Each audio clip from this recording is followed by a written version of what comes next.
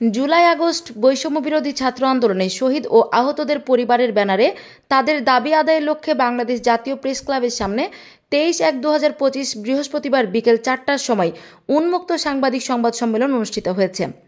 অনুষ্ঠানে শহীদের পরিবার বলেন, যে লক্ষ্য নিয়ে আমরা নতুনভাবে দেশ স্বাধীন করেছি সেই লক্ষ্য পূরণে আমাদের সকলকে ঐক্যবদ্ধ থেকে রাষ্ট্র সংস্কারে কাজ করতে হবে।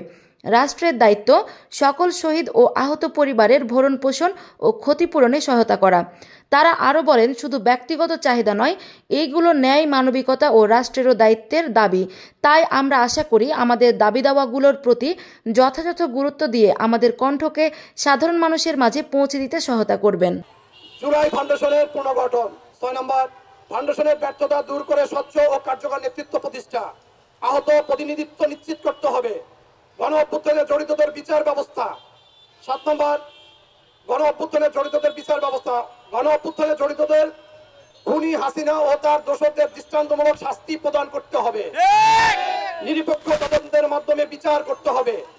যারা গণতান্ত্রিক আন্দোলনের নামে সহিংসতা, শহীদ ও আহতদের ক্ষতি সাধন করেছে তাদের আইনের আওতায় এনে কঠিন শাস্তি ব্যবস্থা করতে হবে। এই প্রক্রিয়ায় ন্যায় বিচার নিশ্চিত করার জন্য একটি স্বাধীন বিচার বিভাগীয় কমিশন গঠন করতে হবে। 8 নম্বর, রাষ্ট্রীয় স্বীকৃতি প্রদান। জুলাই গণ অভ্যুত্থানে রাষ্ট্রীয় জাতীয় গণ আন্দোলন হিসেবে স্বীকৃতি দিতে হবে ও নির্ভুল তালিকা সাপেক্ষে রাষ্ট্রীয় স্বীকৃতি নিশ্চিত করে গেজেট আকারে প্রকাশ করতে হবে। প্রতিনিধিত্ব নিশ্চিতকরণ। আন্দোলনে আহত ও নিহতদের বিষয়ে সরকারের যে কোনো আলোচনা ও আজকে থেকে আহত শহীদের পরিবারের থেকে প্রতিনিধিত্ব নিশ্চিত করতে হবে।